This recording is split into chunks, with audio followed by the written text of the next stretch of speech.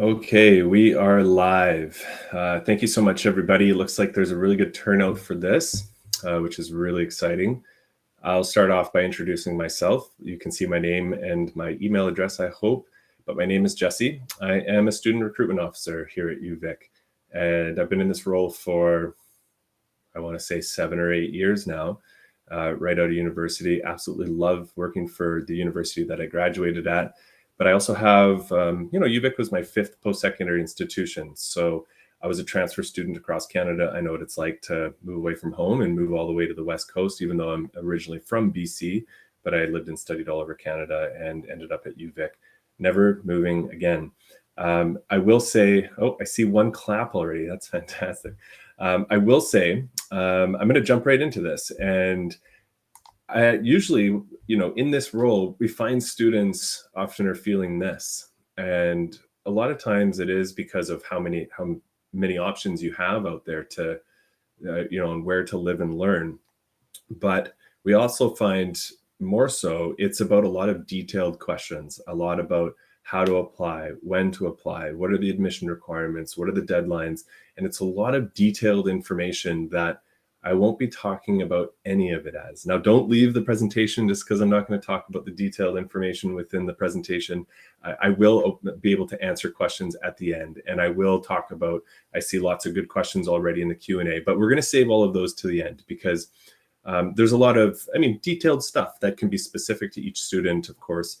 But I really want to focus less in the presentation on how to get into university and more about what you can get out of university at UVic, because that's the really exciting part. And that's the part that I really hope, you can watch the presentation, learn a lot about us, but then also think a little bit differently about your education, because often when talking to students, we find that they think their education is this: going to class, going to lecture halls, and then graduating at the end of 4 years, and that's it. And then they try to enter the job force, and they start to say there are no jobs out there. But that's simply not true. There are lots of jobs out there. So I really want you thinking, definitely you're going to be going to class. Let's just say that. I'll say that again. Go to class, go to every class. But it's really important to think about your education as more than just going to class, because this is how we really approach things at UVic. I want you thinking about your university education as an investment in your future, because you're going to spend thousands of dollars to go to school. And that thousands of dollars isn't just to put yourself through school. It's because you're going to invest in your future. And I remember having a professor once who said to me, he said, Jess, you're spending thousands of dollars, invest in yourself. And as soon as he said that, I did think of things differently. I think my psychological filter turned on as a result, and I started seeing opportunities around me. And those opportunities were there to help supplement my academics. And that's really what we want you to do if you choose UVic, or even if you go to school anywhere. We really want it. We're not out to get every student. We're not looking to grow as a university. We really want this to be the right fit for you. So this is a message that you can take wherever you go. If it's UVic, that's amazing. We'll welcome you. If it's not, that's okay as well. We have a great education system in Canada. But if you start to think and ask yourself, okay, if I'm going to invest in my future, well, how do I, like, what will my education mean? What will it matter? Why do I want to go to university? And that's a big question. And one of the main reasons is because you want to have a career. So it is clear that your education is going to matter to employers one day. They're going to ask you about your education, and you're going to say, oh, I did a degree in this. And then they're going to say, well, tell me about your experience. And if all you did was go to class, you're going to say, I have a degree in this. So it's clear that your education is going to matter to employers, but that your education is more than just classroom work, because sometimes this could be your classroom. You've probably heard of co-op by now. If you haven't, it's paid work experience directly related to your degree. A couple things I want you to know about UVic's co-op program: it's one of the best in Canada. Never shy away from saying that, because it absolutely is.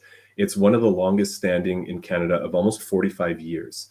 So we're really good at providing this as an opportunity for students. And it also means we have relationships all around the world with companies already established. The other part that makes it so good in Canada, it's in every single program for us that doesn't have practicum.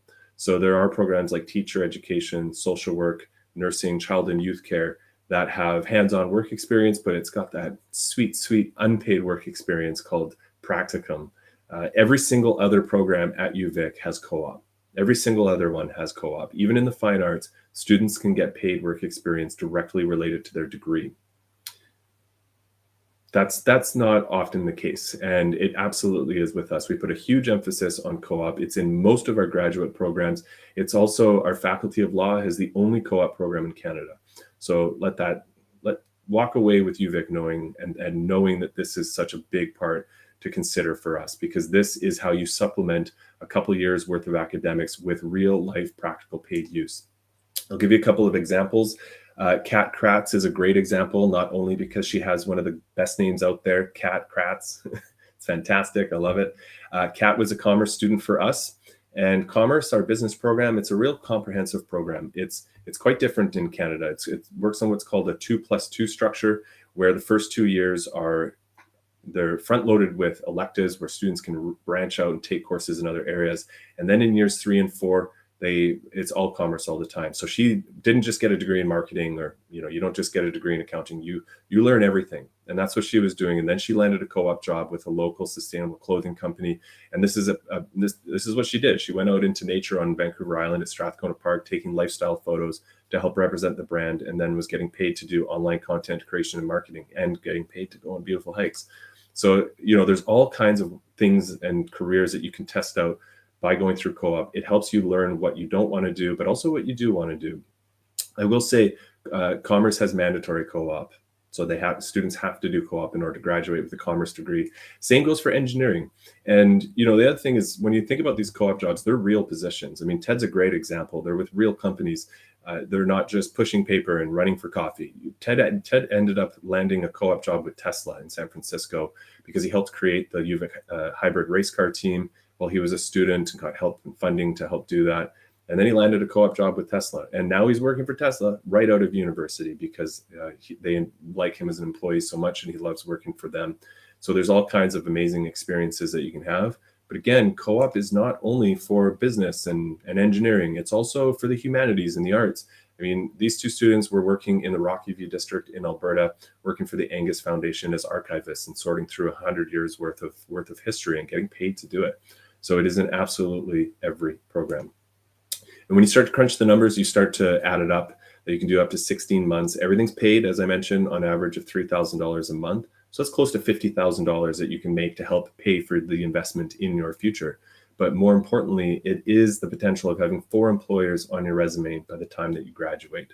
So we can't stress this enough, because it is just such an important opportunity to take advantage of at UVic, and the fact that it's an option in every program for us that doesn't have practicum. If you don't do it and all you do is go to class, you're going to be competing against students who also went into co-op. And that's when, if all you did is go to class, there's a good chance you will be one of those students that says there are no jobs out there, but there are lots of jobs. The other thing that really makes our co-op program stand apart in Canada is just how supportive it is. It really speaks to the level of support at UVic in general, but this part of the co-op program called the Leading Edge is unique to UVic's co-op program. And what we do is we get you to ask these 4 questions that you see in front of you, and we get you to answer them. And the reason being is because we want to help you discover more about yourself and what you can do and what you want to do. And it really just starts to help funnel you towards your eventual career within your field. So that's something to really keep in mind, because we don't just throw you into it and say, go find yourself a job. We give you the skills and the training that you need, and the insight and the encouragement and the advice that really helps get you to where you want to be one day.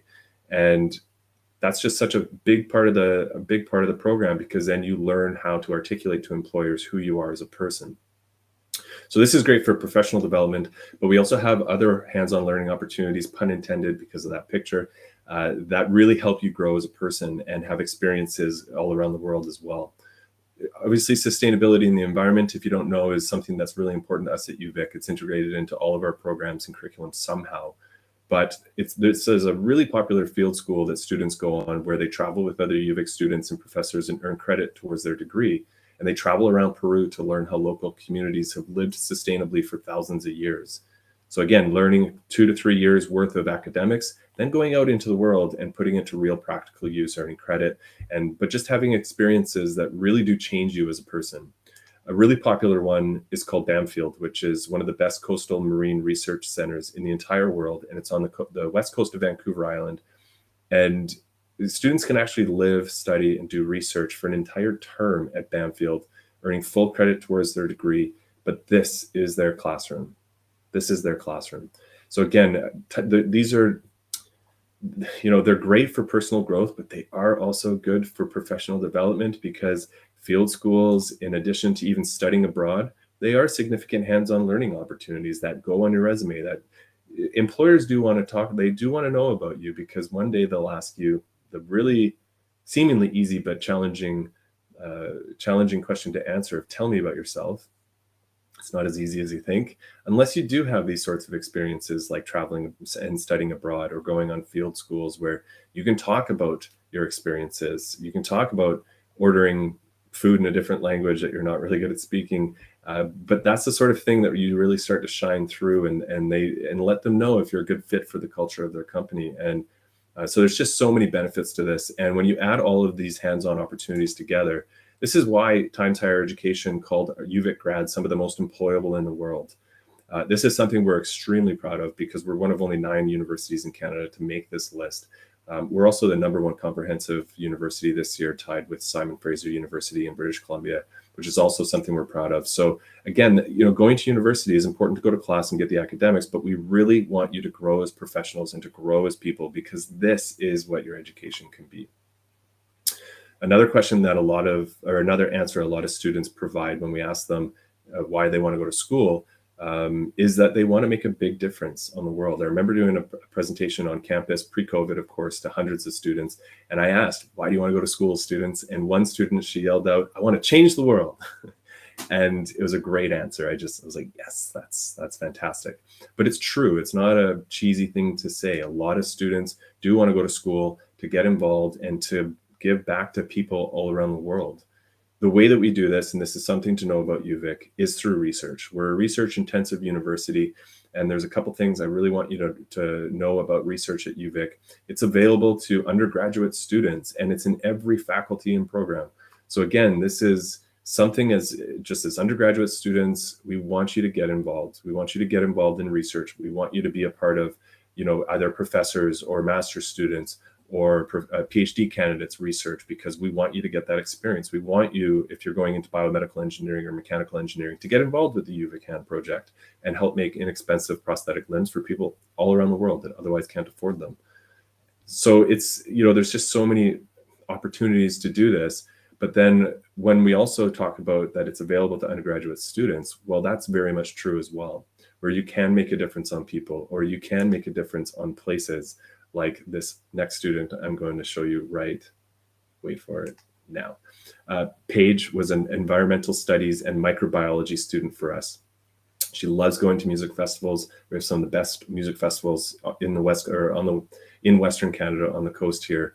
And she would see glow sticks all over the place. And she thought to herself, she had just an idea that came to her, because she pictured all of those going into landfills, into our oceans. And she said to herself, I wonder if you can make biodegradable glow sticks. I mean, remember, she's environmental studies and microbiology, and she's an undergraduate student. So what she did is she didn't sit on this idea. She reached out to people around her at UVic. She took the initiative and talked to professors and talked to people to say, I have an idea. I wonder if this is possible. And they said, this is a great idea. And they helped her with learning how to write a research proposal. And she won an award as an undergraduate student, because we do have awards for students to do her own research. And she did it. She created 100% biodegradable glow sticks that are made out of bioluminescence from the ocean. This is a picture of her doing a talk at MIT, because now she's got her own patent, her own company, and she's an entrepreneur, and making a huge difference on places all around the world, and saving all of that plastic and that radioactive material that's inside of regular glow sticks from going into landfills and from going into our oceans. So again, research is in every program and faculty, but it's also available to undergraduate students. Sometimes students think even bigger than that, believe it or not, and they want to make a difference on the planet. Now, this is one of my favorite examples, because this guy right here is Mike, and I'm friends with Mike. And I met Mike at UVic when I was an undergraduate student, and he was a master's student at the time. And I met Mike through the billiards club. That's it. I met him through the billiards club. And that first night I was saying, "Oh, Mike, what are you doing here at UVic?" And he told me how he did an undergraduate degree in Greek and Roman studies, and then was doing his master's at the time in education. You're probably looking at this picture and thinking, what did those have to do with diving? Well, Mike comes from a family of divers, and I liked to tease of the sea because when he was diving one time, he asked himself a question similar to Paige. He said, he looked around and said, this is a world that most people do not get to experience. I've never been diving. I'm scared of the ocean. But he asked himself, he said, I wonder if I could bring the ocean into classrooms and if it would inspire young people to care about the ocean. So what he did is he created underwater live dive technology that he would stream to the internet in real time, and that diver would be a marine biologist. And he figured out a way where you can actually communicate with the diver in real time from anywhere in the world as well. So he started doing these live dives, as he called them, into classrooms of elementary students. Now you can picture 6, 7, 8-year-old kids watching an underwater diving exploration live in real time, but then asking questions to that marine biologist and then getting answers and asking more questions, getting more answers and more questions, hence Socrates of the sea. And so he learned that it really was creating an interest in these young students. We'll see, time will tell as the years go by how much of an impact those students will have. But I mean, it's hard to measure that, I'm sure, but it is a possibility, and it's a strong possibility. In fact, National Geographic called this the #1 innovative technology to help save our oceans at the time. And now he's focusing not only on the ocean, but above land as well, and doing talks and into classrooms of elementary students in all kinds of areas above the ocean as well. So bringing live learning into the classroom. But the reason why I have such an affinity to this, as opposed to just because it's such an amazing project, but when he told me this, I was blown away, and he said to me, "Well, what are you doing here at UVic, Jess?" And I laughed and I said, "I'm not doing that, Mike." But I told him, I said, I just finished my political science major requirements, and I was just about to start my communication minor program to finish off my degree. So he looked at me and he said, "Communications, huh?" He said, I'm creating an organization around this, a nonprofit organization. We could sure use a communications officer and public relations officer to help raise awareness around this. He's like, "What do you think?" So I said, "Absolutely." I took this to my professors the first week and I said, "What can I do with this?" And they said, "You can tailor every one of your assignments towards his organization." So that's exactly what I did. As he was about getting prepared to do his underwater thesis defense, which, yes, he successfully defended his thesis live from underwater at the bottom of the ocean while his supervisors, one was at UVic. I was in the room with the supervisor and they were grilling him. It was amazing. And the other one was at UFC in Calgary, and he was at the bottom of the Salish Sea. But I was like, "Mike, this has to be a world's first." So I did tons of research into it. Couldn't find anyone who's done anything like this. So I wrote up my first press release that I learned how to do in class about his underwater thesis defense and helped raise awareness. He was on radio, newspapers, some television, and helped raise awareness around his organization and around his project. But then I learned how to be a social media manager, and I helped do that. And then I learned how to do website design and content creation. And I was doing this every week in class and putting it to real practical use, which is great for my own professional development, but also being indirectly involved in his research that's making a huge difference on the planet. And it's all because I went to class, but I joined a club, I engaged with my surroundings, and I really started to look at all these opportunities around me after meeting a bunch of people, and good things happened. So that's the moral of the story I really want you to keep in mind, because your education is going to class, but it can be so much more. You can have an education that matters to employers, to people, places, and the planet as well. But more importantly, you can have an education that matters to you. It's important to keep in mind all of these amazing opportunities, but then to also ask yourself where you can do this and where you would want to do this and what your life is going to be like. And one thing I really want you asking yourself is, where can I be inspired when I go to university? I study poli-sci and writing, as I mentioned. Capital city of BC is Victoria, great political town. It's not Vancouver, the capital city, but that's very much an inspiring environment for me. I mean, the environment and sustainability in the ocean, or social justice issues, or Indigenous issues, or having a thriving economy within education, government, tourism. Tech is our largest industry in Victoria now. Our arts scene has been thriving for over 50 years because of its connection to UVic. And it's a really big benefit when you're being a student, when it's like that old saying, find a job that you love, you won't ever have to work a day in your life. Well, find an environment that inspires you to learn, and it won't feel like a chore to study. You're going to enjoy your surroundings and want to go to class and want to learn. It makes a huge difference on your learning. So I can't recommend that enough when you're thinking about the environment. It's also beautiful. This is just a shameless plug to say that, yes, the weather and the lifestyle and in Victoria is definitely the best in Canada, where cherry blossoms do start to bloom in January. I'll talk about the weather shortly, but it's also about the people. That's a big part of the environment at UVic.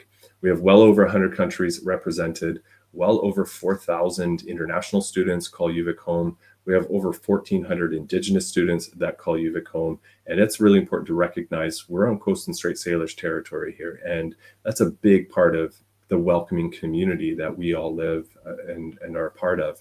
But you'll also see on the right-hand side, 86% of our students are not from Greater Victoria. So that's like, let that sink in for a second, because we're considered a true destination university. We attract students who move away from home and want to have an adventure.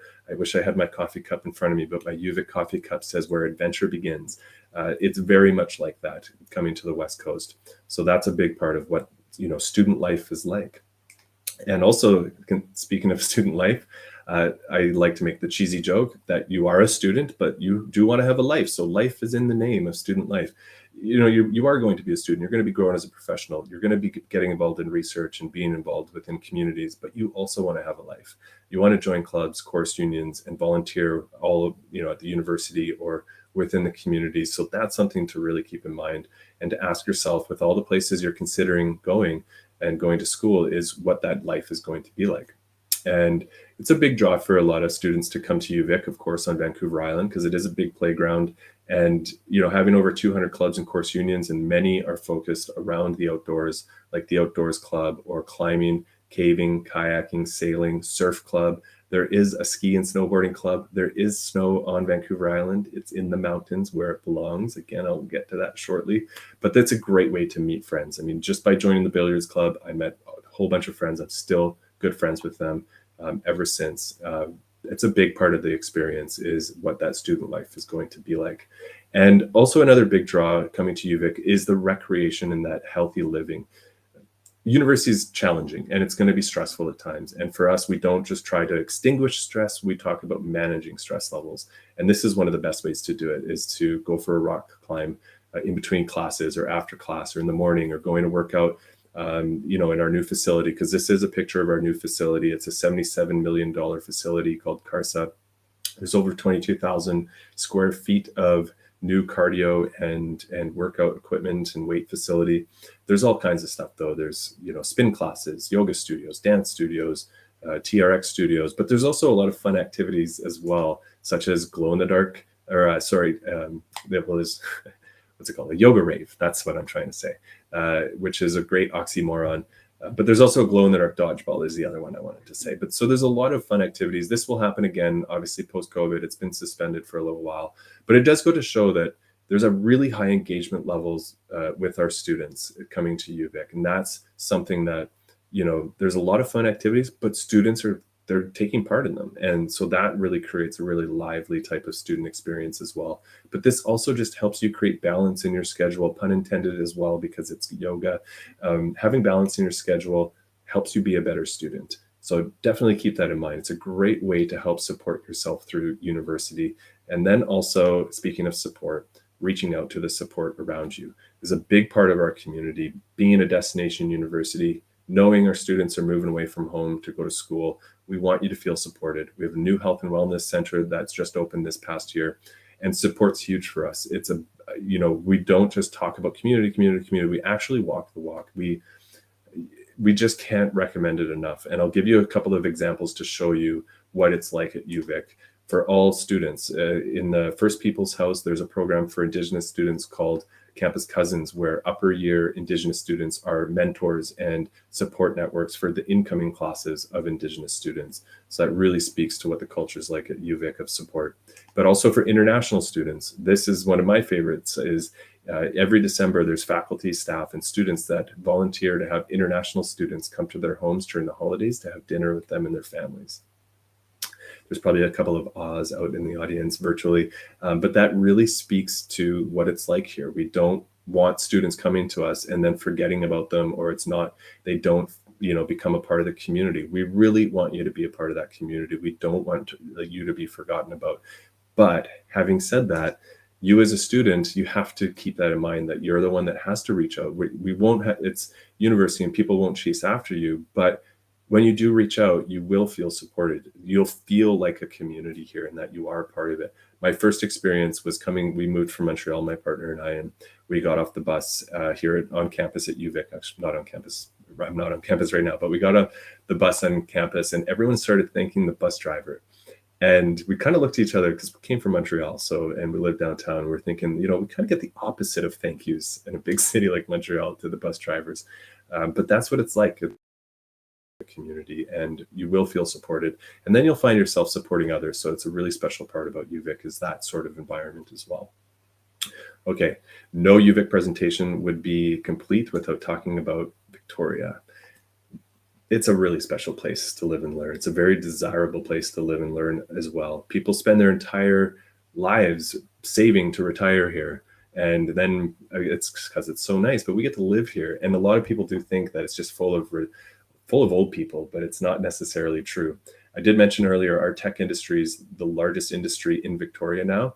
And what that's done is completely changed the face of Victoria. It's a thriving young person city full of opportunity with thriving economies. It's a really exciting time to be a part of Victoria, but it's also beautiful. And, people do also spend thousands of dollars to vacation here, but we get to live here.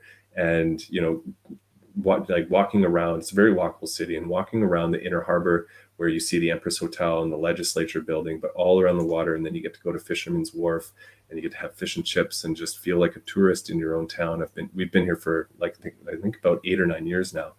And we still have stuff to explore on the island and in Victoria. We have a Bush Art Gardens yearly pass every year to go and walk through the beautiful gardens. These are tourist attractions, but again, you feel like you're a tourist in your own town. And you have everything you need as well. I mean, there's lots of boutique shopping. There's lots of malls in Victoria. It's not too big. It's not too small. It's kind of a perfect size that way, where again, it's capital city of BC. So it feels like a bigger city, but not massive skyscrapers, but it has all the amenities. But it still feels small enough where it does feel like a smaller town community type of vibe, but not so small that everyone knows your business.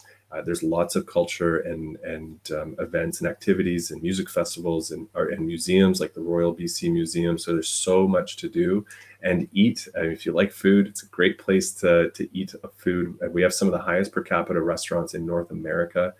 We're the self-proclaimed brunch capital of Canada.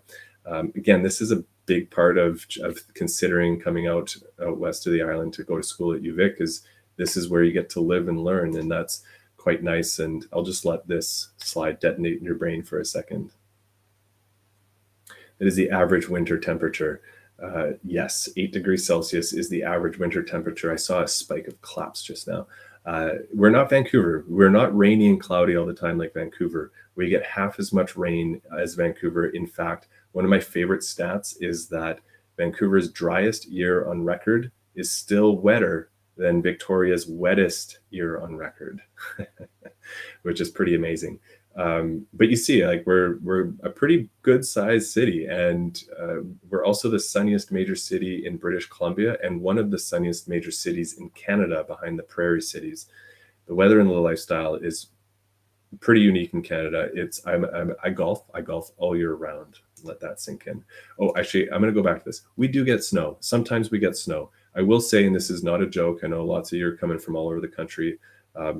If we get 3 inches of snow, the university shuts down for a day. That's not a joke. We get a snow day because we're not used to it. And it sticks around for a day or two, maybe a week, or maybe 2 weeks at the very most if it's a really bad winter. Last year, it almost didn't dip below freezing. Lots of claps going on.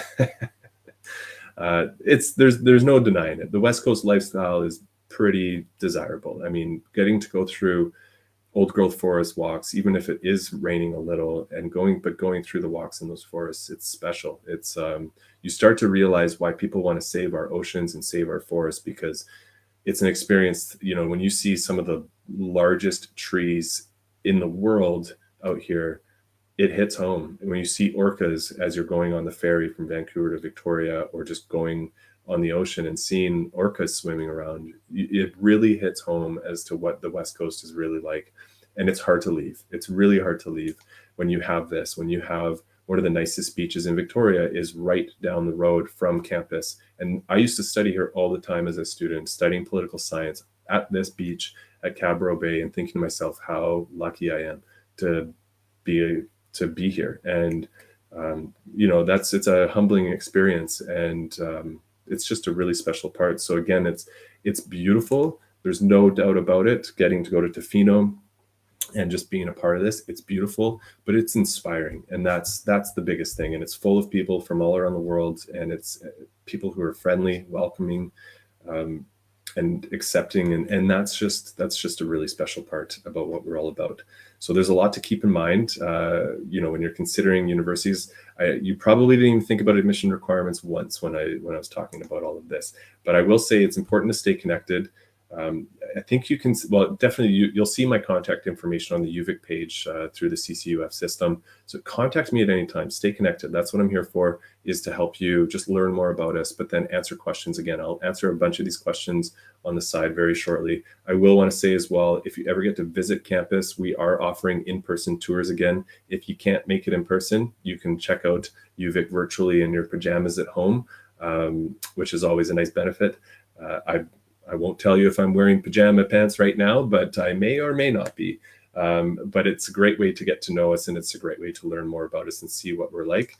But also, I don't know if you've heard of social media before, but if you have, we're on all the social media platforms.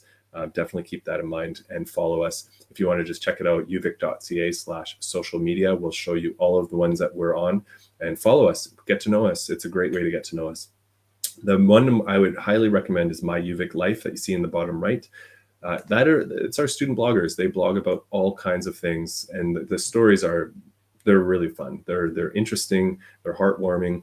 They're helpful. So it's a great way to get to know what it's like to be a UVic student. Because again, it is about fit. It's not about trying to get every student to come to UVic. We want it to be the right fit for you. If it's not the right fit, that's okay. But knowing if it's the right fit is to join lots of our virtual events. Discover UVic. You're seeing a Discover UVic presentation, so you don't need to go to another one of those unless you really want to. But we offer parent night presentations. We have faculty open houses coming up.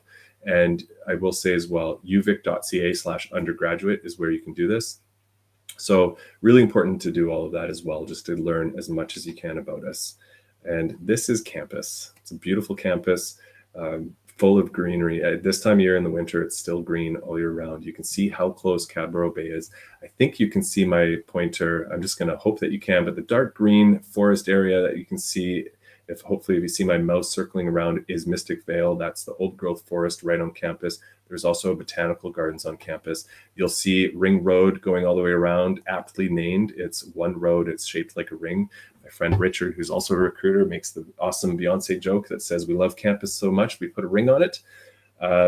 But you can see it's a large campus, but it's not as big as it probably looks and feels when you first step on it. It really does feel small once you do, because you start to see residence, which is on this northwest side of this picture. It takes 10 minutes to walk from one side of campus to the far other side of campus, and you're walking among some of the most beautiful trees you'll ever see. There's deer walking around campus like they've paid tuition, and there's it's just beautiful. It's built like a park on purpose. So like I said, learn as much as you can. I'll start answering some questions now, because that concludes the UVic presentation. Hopefully you do start to see and think of things a little bit more exciting and less stressful about, this and that detailed stuff, because there's a lot of exciting things to think of when you're thinking about university. And hopefully now you see that, yes, we're beautiful at UVic. It's a beautiful place to live and to learn, but it's more importantly what that environment's like, and the opportunities to give back to communities and get involved in research, but also growing as a professional and as a person. That's what your education can be, and that's what it can be with us. Whew. Okay. I'm going to start answering some questions here. If you don't stick around, that's okay. I will say thank you so much. I'm just going to make a little note here. Thank you so much for coming to talk or to see all of this. But I'll start with some questions here. I see a first question that says, I'd like to know more about scholarships for international students other than entrant or as well as entrance scholarships for biology. Okay, so we have two types of entrance scholarships. There's grades-based admission and application-based admission, or application-based entrance scholarships. These are for current high school students or high school within 2 years of graduating. And this is for domestic students as well. So I'll talk about international students shortly, but I may as well just talk about entrance scholarships. If you're a current high school student, you're going to self-report your grades to submit your grades to us in mid-February, between mid-February and mid-March. It's part of the application process, how we evaluate you for conditional admission, but also grades-based entrance scholarships. For international students, if you're a high school student, you're going to have to submit your grades by March 15th, your interim marks and a transcript by March 15th in order to be considered for those.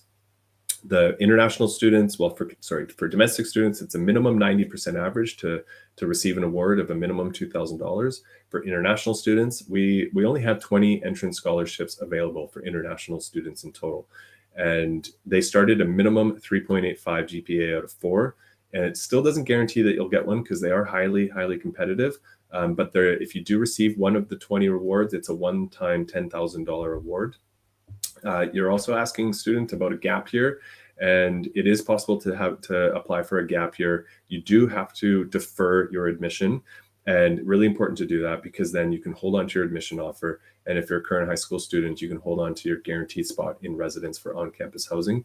But basically, you go through the process of applying, and as if you're going to start in September and apply for a deferral in June or July before August 1st.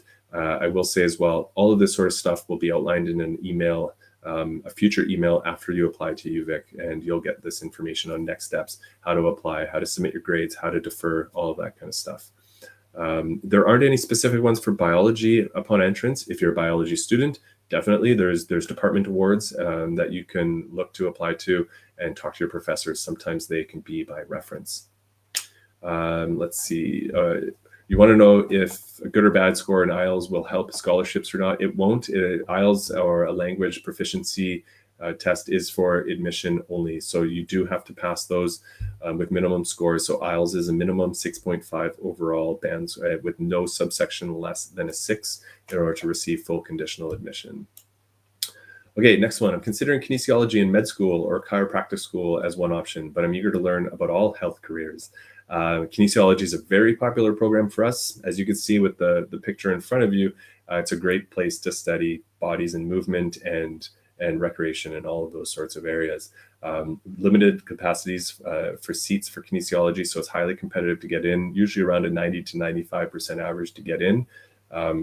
If you're interested in all health careers, though, we do offer another program called Recreation and Health Education, which does focus actually more on outdoors. It's still got lots of science, but less science heavy than kinesiology, a little bit more in the outdoors and recreation type of courses. But there is, if you're interested in healthcare, I mean, we do have one program in particular, especially if you're looking to maybe go into med school or something eventually, health information science. It's you learn about management in the healthcare industry, so business and the healthcare industry, and you work more in a managerial type of role where you are the facilitator between the healthcare professionals that are finding inefficiencies within healthcare and computer scientists who are fixing those inefficiencies with tech. So you're more of a managerial type of role to help bridge that gap. And this program is great for med school because you learn about healthcare, you learn about business and management, so you get a well-rounded type of skill set, which is great for going into med school. But you can also take science courses as electives that will help you write the MCAT exam one day. But one of the best things about this program is that it's tough to get into med school, and it can sometimes take a couple tries. Well, this program, as graduates of health information science, virtually 100% employment right out of university. Yeah.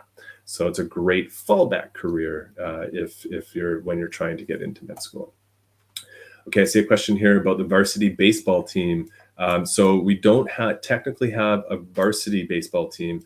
What we have is an affiliation now with the Golden Tides baseball team in Victoria. Search Golden Tides in Google, and you'll find their webpage. You'll have to connect with them directly to learn more about it. That also goes for anyone else interested in varsity. You have to connect with the coaches, but Golden Tides baseball, Vancouver Island in Victoria has a pretty good history of producing some MLB baseball players over the years. Okay, can I take economics as a major alongside computer science as an elective or minor course? Yes, you can. You can absolutely do that. You can do a major in computer science and a minor in economics, or vice versa, or maybe even a double major. What are some things about UVic engineering that set it apart? Mandatory co-op is definitely one of them. Mandatory co-op is great. I mean, maybe one day all programs will have mandatory co-op, but that's definitely something to set it apart. Engineering for us is also it's also a really green faculty. There's a sustainability and environment is integrated even in engineering for us. So those are definitely some of them. But that mandatory co-op element is definitely something that sets us apart. And again, co-op is our bread and butter at UVic. We're one of the best in Canada. Do you offer scholarships for online courses and diplomas? I talked on scholarships a little bit. I guess I didn't really mention transfer scholarships.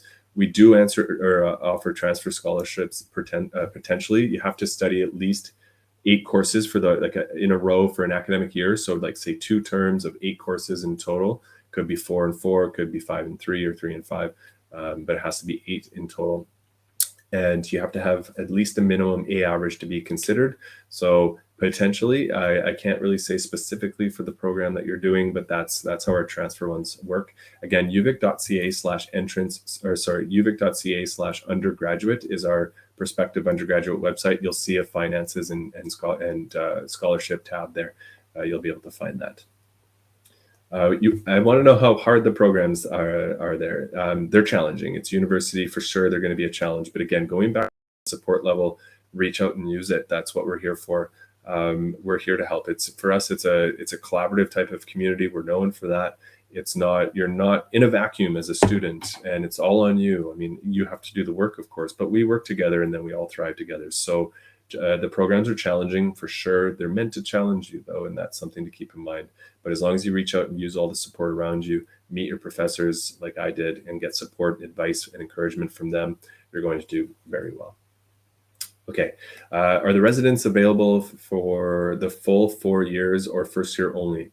Residence is only guaranteed for first year students who are coming directly from high school. Students can still apply for year 2, or if they don't have a guaranteed spot because they're not currently coming from high school, they can still apply to residence. It's not a guarantee, of course, like I just said, but there is still a possibility. We're building 2 brand new residence buildings right now, one of which is going to be finished for this fall, this upcoming September 2022, with a new residence dining hall as well. But I will say that's great, and we're going to have more spots for non-guaranteed students. But we still do recommend trying to find off-campus housing. Right on our residence services website, you'll find a button for off-campus housing. But also UVic Housing Group on Facebook is a good option. Look early, look often, put yourself out there, because lots of students are also looking for off-campus housing, and will meet people over social media and become friends even just from that. As long as you don't leave it to the last minute, you should be able to find something. Let's see. Okay, see a lot of the same questions. Let's just see. Okay, could you do a co-op during your first year, or would you start with, where'd that go? Or would you start with studies and do co-op in your 3rd or 4th year? When would you declare that you want to do a co-op program? Great question. We always recommend looking into co-op in your first year. You'll see co-op in career days early in the first term in September. Go to it, talk to your co-op office. This is another thing I didn't mention about our co-op. We don't just have one co-op office. We have co-op departments for all kinds of departments across all of our faculties. So go to your specific one, meet your co-op coordinator, find out what you need, get the ball rolling. It's usually a B average off of year 1 to get in. So, you would apply at the beginning of year 2, and then if you're admitted, you also go into co-op training. They teach you how to be a young professional. Then you start applying for positions, and that first position is usually this summer after year 2. And then you can alternate throughout the rest of your degree. So that's something to keep in mind. Okay. Can we get any resources to seeing the underwater ocean for classrooms? Get in touch with me, and I'll find Mike's contact information again. The company that he actually, so it started out being a company called Fisheye Project. Now it's actually called Livet. You can try Googling it, Livet, Livet. I believe they just did one yesterday, and I'm trying to recall. My memory is not always the greatest. What it was about. I think it was about food and growing food. I'm pretty sure. So there's lots of cool stuff that they're teaching young people these days. What a cool field trip! What a cool field trip! Any mountain biking scene? Absolutely, yes, yes, yes, yes, yes, yes. Lots of mountain biking on Vancouver Island. Join the club. I live at a place called Bear Mountain. Beautiful golf courses. I can see mountain bikers right now. Well, actually, no, they're not driving down, but there's mountain biking all over here as well. Lots of mountain biking on Vancouver Island. Absolutely. Is there any additional charge to have access to CARSA? Yes and no. So as a student with your fees, you get access to parts of CARSA, which it's called the Field House. It's got beautiful basketball courts. I would go there and play after school and after work as drop-in. And they have like badminton, volleyball, floor hockey, and there's a sprinting track along the side. And then it gives you access to the racket courts. But then if you want a gym membership or rock climbing membership, it is extra. However, the gym, cardio and gym facilities, huge, and it's beautiful. It's all state-of-the-art equipment, and the rock climbing wall, tallest at any Canadian university, is pretty awesome as well. If you do the all-in pass for the whole year, it's right around $35 a month. And that gives you access to the cardio, the weight, the rock climbing, all of this, as well as dance and yoga studios and classes and all this kind of stuff. So it's incredibly affordable for what you get. Transportation in Victoria, what is it like? It's super easy to get around. With your fees, you get a bus pass. We do promote sustainable transportation. And with that, 20, 30-minute bus ride can get you pretty much anywhere. I took the bus all the time as a student for most of the time that I was an employee until recently I moved out of the city. But easy to get around. People cycle all year round as well. There's even a bike rental program at UVic. So this just goes to show how much we promote sustainable transportation, where you can rent a bike from campus. It costs you $40, and you get that bike for the entire time that you're a student, no matter how long it takes. Once you return that bike, you get $20 back. Yeah, that's awesome. Okay, let's just see. I know someone wanting to go to this school. Is it okay to offer your contact info to her? Absolutely. If you know anyone, put them in contact with me. Reach out to me at any time. This is what I get paid to do. Let's see. We don't have any aviation related programs. Within in mechanical or electrical engineering, there's, that you can definitely set you up to go into that industry, but not anything specifically for aviation. Okay. If I'm planning on applying by December this year, should I still send in the grades I have for now, then send more grades I get in 2022? That really depends on if you're a high school student or a transfer student or graduated student. Really what I would say when you're looking to apply to UVic, regardless of what type of student you are, is apply. Reason being is because you'll get email reminders on next steps through future emails in the coming weeks. It's going to tell you when you need to submit grades, how you need to submit grades, all of that good stuff. It's hard to really, it's a little bit more convoluted than that. So it's hard for me to answer that. But what I will say is apply. It takes 15, 20 minutes to apply. It's going to be like name, email, program, home address, and then you'll receive all those email information about next steps and how and when to submit transcripts. Okay. Can you take electives at UVic? If so, can you take electives from any faculty? Yes, and potentially yes. So it depends on the program, but most likely, most programs have electives. And if you can get into a class at another faculty, absolutely. There are some restrictions into engineering classes if you're not in engineering, or some fine arts classes if you're not in fine arts. So definitely keep that in mind. But if it's science, social sciences, humanities, you can take anything in that. So absolutely. as long as you have any prerequisites, if there are any, of course. Okay. Okay, so I only have time for a couple extra. I think I got a couple extra here. Okay, the question about the application process and does it require an essay? Only some programs at UVic require a supplemental application. You'll be notified if there is a supplemental. Commerce does though, but if it's social sciences, science, or humanities or engineering, strictly grades-based. So most of our programs are grades-based. Average to get into engineering changes every year, similar to all of our faculties and programs, but historically engineering's between 83 and 85% to get in for us historically. Do you have healthcare aid here? Yeah, you get health and dental as a student with your fees. Is there software engineering? Absolutely. In fact, there's a software engineering shortage in BC. We need more of you. So a student that just asked that, great place for it. And with tech being such a large industry, largest in Victoria, there's lots of opportunities, either in Victoria or in Vancouver. BC has a shortage. We need more of you. So yes, again, mandatory co-op. And I mean, we have students in engineering working for Tesla, Google, Microsoft, Facebook, like all these big tech companies and local tech companies as well. So smaller to some of the largest in the world, lots of opportunities. Yeah, highly recommend it. Okay, last question, and then we'll say goodbye. But how are the how's commerce supplemental weighed? 60% grades, 40% on the supplemental. There you go. 500 claps on the dot. Couple for me. Thank you, everybody. Really appreciate you coming to see this and learning more about us. Stay connected at any time. Like I said, that's what we're here for. That's what I'm here for. And with that in mind, have a good rest of your day and weekend. And maybe I'll talk to you tomorrow during the fair because it's going to be back on again.